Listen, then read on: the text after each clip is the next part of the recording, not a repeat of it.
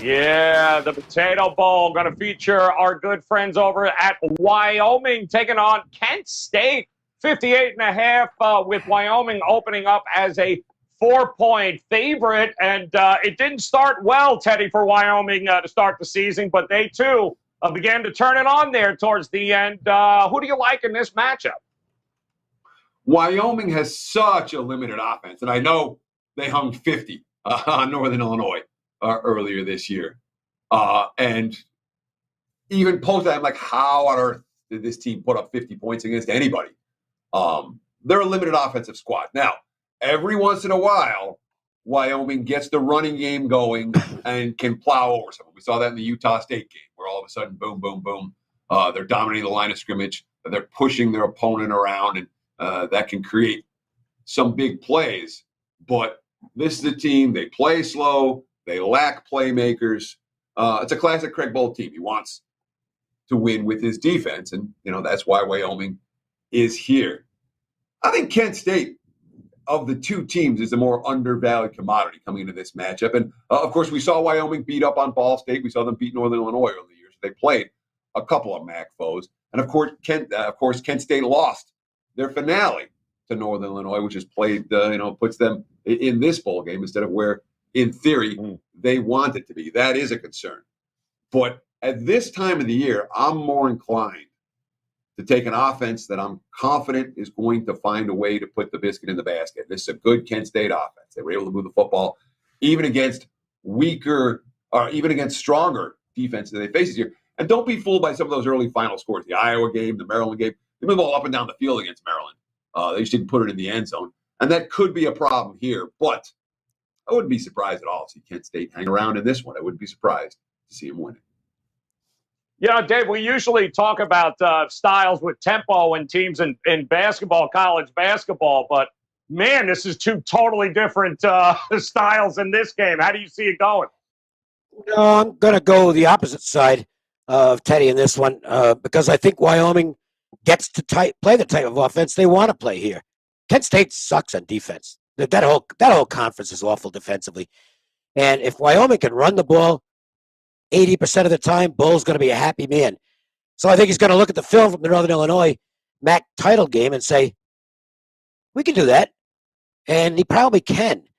I think Wyoming's going to have the crowd with the game being in Boise. Wyoming travels pretty well. I don't know that Kent State's going to have a whole lot of people going out to Idaho for this football game. I don't know that I'll actually bet the game because I think the number's about right, but I think the matchup actually does favor the Cowboys. So if I do play this game, it'll be the Wyoming side or it'll be nobody. I'm leaning toward nobody right now.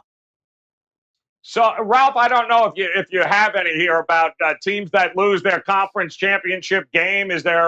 What do you think here? Is it an advantage for Kent State to bounce back or not?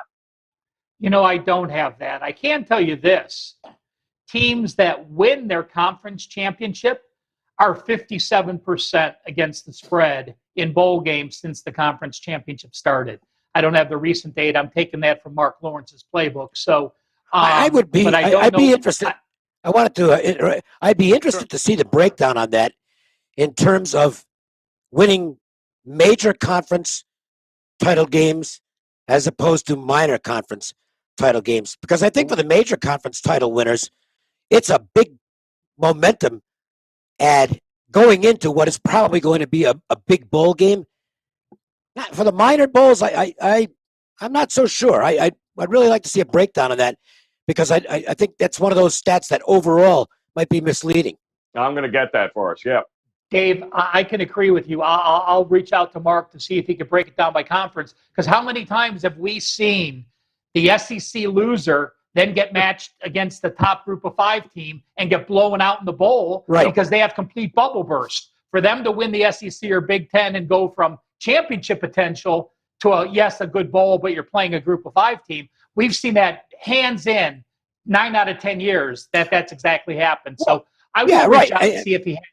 And because if Mark does get it, I'll give it to Joe to share on the show. Yeah, absolutely. The reason I mentioned that is just quickly, and it's not a game we're talking about here, but I think Michigan. I don't think Do I think they're going to beat Georgia? No. But, man, that team's got a monster momentum going into that game, coming out of it. A great finish to the season. Whereas, I don't know. I mean, you get to the minor conferences. I kind of like for Louisiana Lafayette, and they might win this weekend. I don't know, but they won the game they already wanted to win. Right. For Napier and his send out, and they finally won the conference. I don't see where that's a benefit to them going into their bowl game. So, to me, it's an individual type of breakdown. You know, Joe, I'm gonna be simple in this game. I'm gonna lean over. I don't have a positive side. Is Wyoming going to be able to run on Kent State's defense? Absolutely. We talked about them being the worst defense of all the bowl teams. They were number 122 in the country, allowing 467 yards per game against winning FBS teams. Kent State is number 128 out of the 130 teams, allowing 532 yards per game. Kent State is one of the fastest-paced offenses. They ran 74.9 plays per game. That was number 11 in the country. Dustin Crum can throw the ball. Of course, this is Boise. We need to look at the weather. The early forecast right now for next Tuesday, 29 degrees, but winds only 4 miles per hour. So I have no problems with 29 degrees if there are no winds. I think both offenses match up, and I'll lean with you over here. I do have this, Dave, for you. MAC teams just 9-47 straight up in their last 56 as an underdog in their bowl games here. So it hasn't been great for Joe, teams like Kent State. Go ahead, Ralph. I am going to jump in with this. The MAC for years, playing against the MAC was absolute money.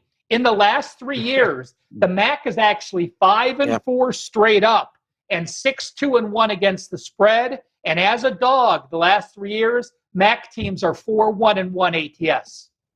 All right. Great stuff here, guys. Let's move on.